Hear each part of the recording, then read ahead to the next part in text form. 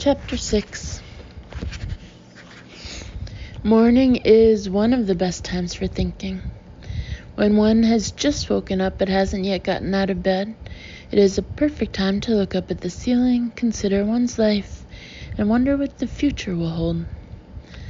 The morning I am writing this chapter, I'm wondering if the future will hold something that will enable me to saw through these handcuffs and crawl out of the double-locked window.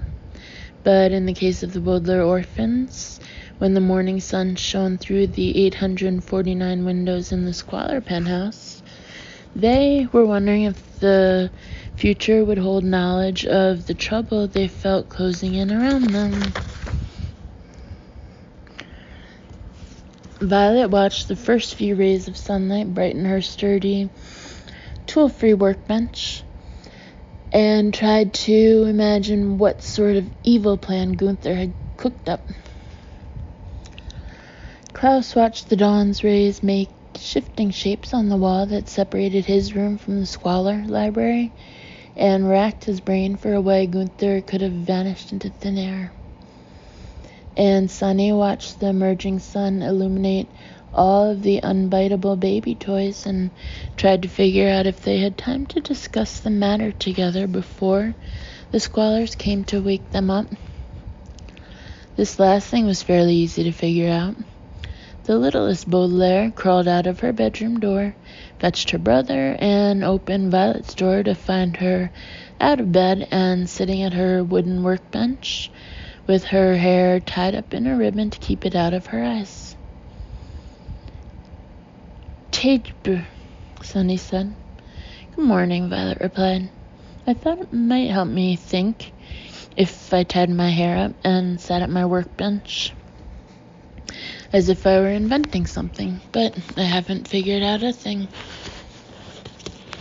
It's terrible enough that Olaf has shown up again," Klaus said, "and that we have to call him Gunther, but we don't have the faintest clue what he's planning."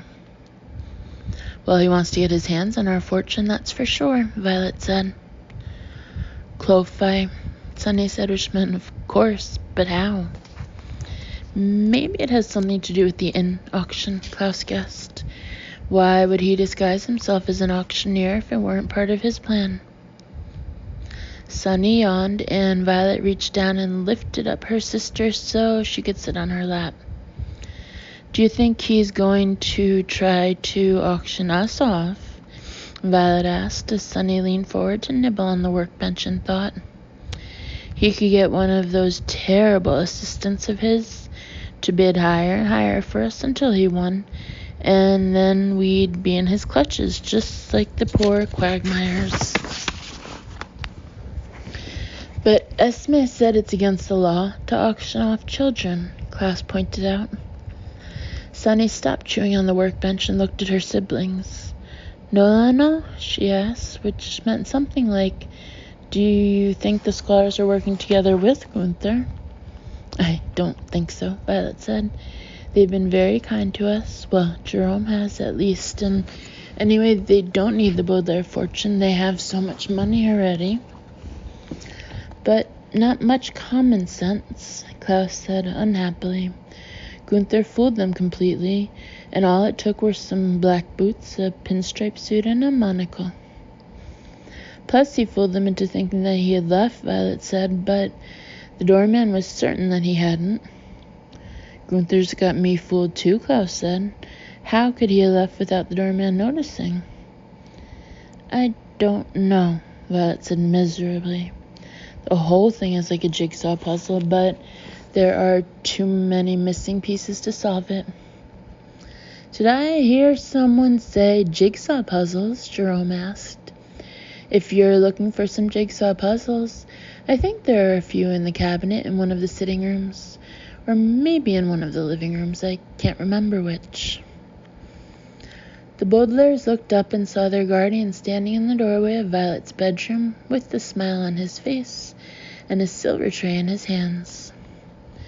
"Good morning, Jerome," Klaus said, "and thank you, but we're not looking for a jigsaw puzzle.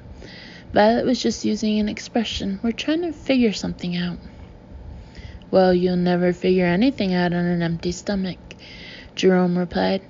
I have some breakfast here for you, 3 poached eggs and some nice whole wheat toast. Thank you, Violet said. It's very nice of you to fix us breakfast. You're very welcome, Jerome replied. Esme has an important meeting with the king of Arizona today, so we have the whole day to ourselves. I thought we could walk across town to the clothing district and take your pinstripe suits to a good tailor. There's no use having those suits if they don't fit you properly. Kneel you, Sunny shrieked, which meant that's very considerate of you. I don't know what kneel you means, Esme said, walking into the bedroom, and I don't care. But neither will you when you hear the fantastic news I just received on the phone. Aqueous martinis are out and parsley soda is in. Parsley soda, Jerome said, frowning. That sounds terrible. I think I'll stick to aqueous martinis. You're not listening, Esme said. Parsley soda is in now. You'll have to go out right now and buy a few crates of it. But I was going to take the children's suits to the tailor today, Jerome said. Then you'll have to change your plans, Esme said impatiently. The children already have clothing, but we don't have any parsley soda. Well, I don't want to argue, Jerome said. Then don't argue, Esme replied, and don't take the children with you either. The beverage district is no place for young people. Well, we better go, Jerome. I don't want to be late for his Arizona Highness. But don't you want to spend some time with the Butlers before the workday begins? Jerome asked. Not particularly, Esme said, and looked briefly at her watch. I'll just say good morning to them. Good morning. Well, let's go, Jerome. Jerome opened his mouth as if he had something else to say, but Esme was already marching out of the bedroom, so he just shrugged. Have a good day, he said to the children. There's food in all of our kitchens, so you can make yourselves lunch. I'm sorry that our plans didn't work out after all. Hurry up, Esme called from down the hallway, and Jerome ran out of the room. The children heard their guardian's footsteps grow fainter and fainter as they made their way to the front door. Well, Klaus said when they couldn't hear them anymore, what shall we do today? Vinfrey, Sunny said. Sunny is right, Violet said. We better spend the day figuring out what Gunther's up to. How can we know what he's up to, Klaus said, when we don't even know where he is? Well, we better find out, Violet said. He already had the unfair advantage of the element of surprise, and we don't want him to have the unfair advantage of a good hiding place. This penthouse has lots of good hiding places, Klaus said. There are so many rooms. Count X, Sunny said, which meant something like, but he can't be in the penthouse. Esme saw him leave. Well, maybe he sneaked back in, Violet said, and is lurking around right now. The Baudelaires looked at one another and then at Violet's doorway, half expecting to see Gunther standing there, looking at them with his shiny, shiny eyes. If he was lurking around here, Klaus said, wouldn't he have grabbed us the instant the squallers went out? Maybe, Violet said, if that was his plan. The Baudelaires looked at the empty doorway again. I'm scared, Klaus said. Ekrif, Sunny agreed. I'm scared too, Violet admitted, but if he's here in the penthouse, we'd better find out. We'll have to search the entire place and see if we find him. I don't want to find him, Klaus said. Let's run downstairs and call Mr. Poe instead. Mr. Poe is in a helicopter looking for the Quagmire triplets, Violet said. By the time he returns, it may be too late. We have to figure out what Gunther is up to, not only for our sake, but for the sake of Isadora and Duncan. At the mention of the Quagmire triplets, all 3 Baudelaires felt a stiffening of their resolve, a phrase which here means realize that they had to search the penthouse for Gunther, even though it was a scary thing to do. The children remembered how hard Duncan and Isadora had worked to save them from Olaf's clutches back at Prufrock Preparatory School, doing absolutely everything they could to help the Baudelaires escape Olaf's evil plan. The Quagmires had sneaked out in the middle of the night and put themselves in grave danger. The Quagmires had put on disguises, risking their lives in order to try to fool Olaf. And the Quagmires had done a lot of researching, finding out the secret of VFD, although they had been snatched away before they could reveal the secret to the Baudelaires. Violet, Klaus, and Sunny thought about the two brave and loyal triplets, and knew they had to be just as brave and loyal now that they had an opportunity to save their friends. "You're right," Klaus said to Violet, and Sunny nodded in agreement. "We have to search the penthouse, but it's such a complicated place. I get lost just trying to find the bathroom at night. How can we search without getting lost?" "Hansel," Sunny said. The two older Baudelaires looked at one another. It was rare that Sunny said something that her siblings couldn't understand, but this seemed to be one of those times. "Do you mean we should draw a map?" Violet asked. Sunny shook her head. "Gretel," she said. "That's 2 times we don't understand you," Klaus said. "Hansel and Gretel. What does that mean?" "Oh," Violet cried suddenly. "Hansel and Gretel means Hansel and Gretel, you know, those 2 dim-witted children in that fairy tale." "Of course," Klaus said. "That brother and sister who insist on wandering around the woods by themselves, leaving a trail of breadcrumbs," Violet said, picking up a piece of toast from the breakfast tray Jerome had brought them, "so they don't get lost. We'll crumble up this toast and leave a few crumbs in every room so we know we've already searched it. Good thinking, Sunny." "Bye, Zed," Sunny said modestly, which meant something like "it's nothing," and I'm sorry to say she turned out to be right. For as the children wandered from bedroom to living room to dining room to breakfast room to snack room to sitting room to standing room to ballroom to bathroom to kitchen to those rooms that seemed to have no purpose at all and back again, leaving trails of toast crumbs wherever they went, Gunther was nowhere to be found. They looked in the closets of each bedroom and the cabinets of each kitchen, and even pulled back the shower curtains in each bathroom to see if Gunther was hiding behind them. They saw racks of clothes in the closets, cans of food in the cabinets, and bottles of cream rinse in the shower. But the children had to admit, as the morning ended and the Baudelaire's own trail of crumbs led them back to Violet's room, that they had found nothing. "Where in the world can Gunther be hiding?" Klaus asked. "We've looked everywhere." "Maybe he was moving around," Violet said. "He could have been in a room behind us all the time, jumping into the hiding places we already checked." "I don't think so," Klaus said. "We surely would have heard him if he was clomping around in those silly boots. I don't think he's been in this penthouse since last night. Esme insists that he left the apartment, but the doorman insists that he didn't. It doesn't add up."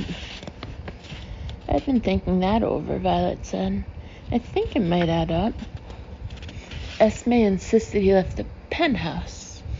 The doorman insists that he didn't leave the building. That means he could be in any of the other apartments at 667 Dark Avenue." "You're right," Klaus said. "Maybe he rented one of the apartments on another floor as a headquarters for his latest scheme. Or maybe one of the apartments belongs to someone in his theater troupe," Violet said, and counted those terrible people on her fingers. "There's the hooked-handed man, or the bald man with the long nose, or that one who looks like neither a man nor a woman. Or maybe those 2 dreadful powder-faced women, the ones who helped kidnap the Quagmires, are roommates," Klaus said. "Call," Sunny said, which meant something like, or maybe Gunther managed to trick one of the other residents of 667 Dark Avenue into letting him into their apartment, and then he tied them up and is sitting there hiding in the kitchen. If we find Gunther in the building, Violet said, then at least the squalors will know that he is a liar. Even if they don't believe he's really Count Olaf, they'll be very suspicious if he's caught hiding in another apartment. But how are we going to find out? Klaus asked. We can't simply knock on doors and ask to see each apartment. We don't have to see each apartment, Violet said. We can listen to them. Klaus and Sunny looked at their sister in confusion for a moment and then began to grin. You're right, Klaus said. If we walk down the stairs listening at every door, we may be able to tell if Gunther is inside. Lorigo, Sunny shrieked, which meant, what are we waiting for? Let's go. Not so fast, Klaus said.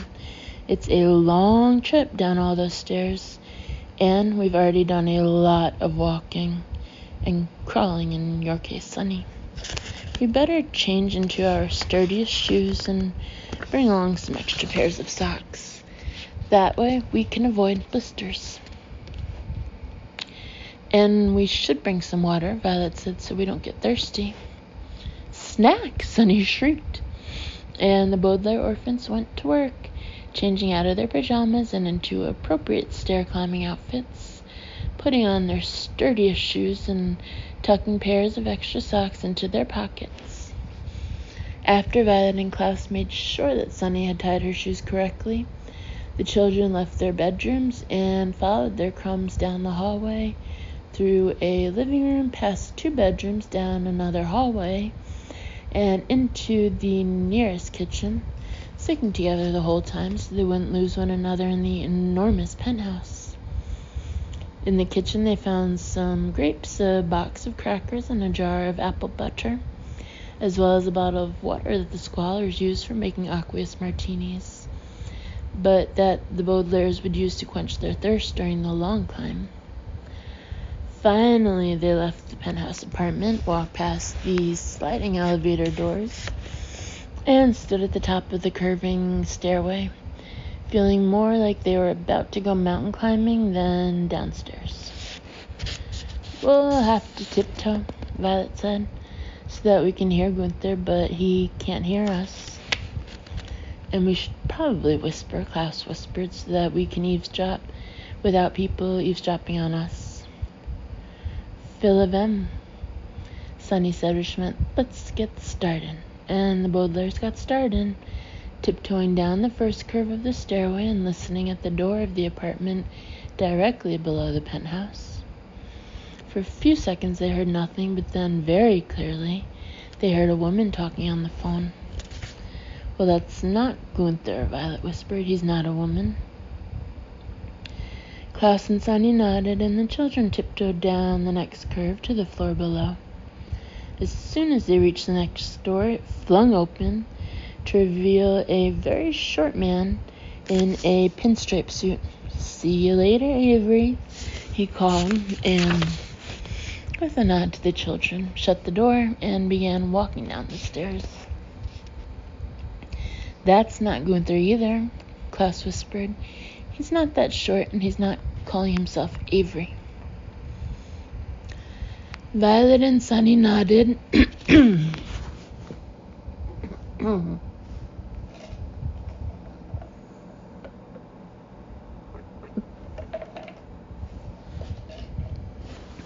And the children tiptoed down the next curve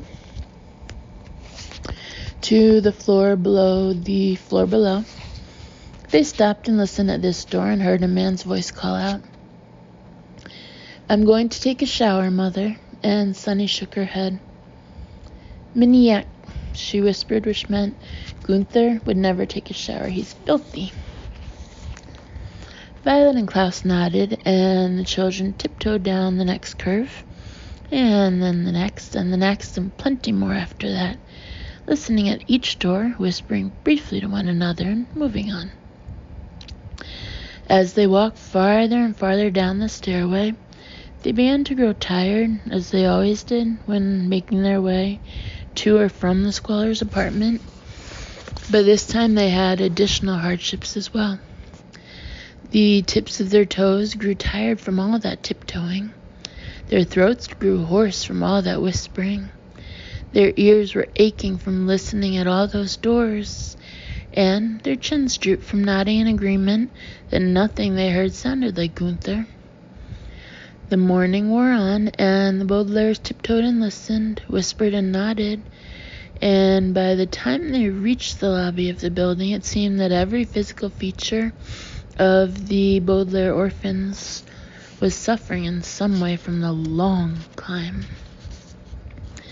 That was exhausting, Violet said, sitting down on the bottom step and passing around the bottle of water. Exhausting and fruitless. Great, Sunny said. No, Sunny, Violet said. I didn't mean we didn't have any fruit. I just meant we didn't learn anything. Do you think we missed a door? No, Klaus said, shaking his head and passing around the crackers. I made sure. I even counted the number of floors this time so we could double-check them on the way up. It's not 48 or 84, it's 66, which happens to be the average of those two numbers. 66 floors and 66 doors, and not a peep from Gunther behind any of them. I don't understand it, Violet said miserably. If he's not in the penthouse, and he's not in any of the other apartments, and he hasn't left the building, where could he be? Maybe he is in the penthouse, Klaus said, and we just didn't spot him. Bishoy, Sunny said, which meant, or maybe he is in one of the other apartments and we just didn't hear him. Or maybe he has left the building, Violet said, spreading apple butter on a cracker and giving it to Sunny. We can ask the doorman. There he is. Sure enough, the doorman was at his usual post by the door and was just noticing the three exhausted children sitting on the bottom step. Hello there, he said, walking up to them and smiling from beneath the wide brim of his hat. Sticking out of his long sleeves were a small starfish carved out of wood and a bottle of glue. I was just going to put up this ocean decoration when I thought I heard someone walking down the stairs. We just thought we'd have lunch here in the lobby, Violet said, not wanting to admit that she and her siblings had been listening at doors, and then hiked back up. I'm sorry, but that means that you're not allowed back up to the penthouse, the doorman said, and shrugged his shoulders inside his oversized coat. You'll have to stay here in the lobby. After all, my instructions were very clear. You were not supposed to return to the squalor penthouse until the guests left. I let you go up last night because Mr. Squalor said that your guest was probably on his way down, but he was wrong because Gunther never showed up in the lobby. You mean Gunther still hasn't left the building? Violet asked. Of course not, the doorman said. I'm here all day and all night, and I haven't seen him leave. I promise you that Gunther never walked out of this door. When do you sleep? Klaus asked. I drink a lot of coffee, the doorman answered. It just doesn't make any sense, Violet said. Sure it does, the doorman said. Coffee contains caffeine, which is a chemical stimulant. Stimulants keep people awake. I didn't mean the part about the coffee, Violet said. I meant the part about Gunther. Esme, that's Mrs. Squalor, is positive that he left the penthouse last night while we were at the restaurant, but you are equally positive that he didn't leave the building. It's a problem that doesn't seem to have a solution. Every problem has a solution, the doorman said. At least that's what a close associate of mine says.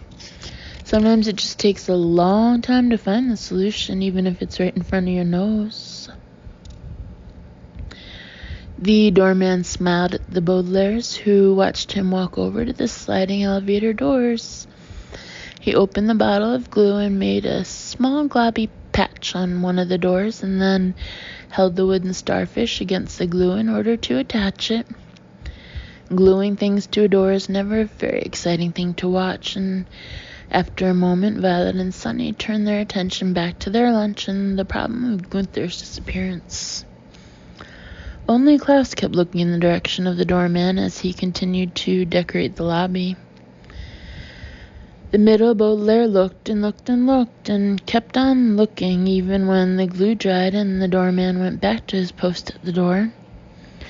Klaus kept facing the ocean decoration that was now firmly attached to one of the elevator doors, because he realized now, after a tiring morning of searching the penthouse and an exhausting afternoon of eavesdropping on the stairs, that the doorman had been right.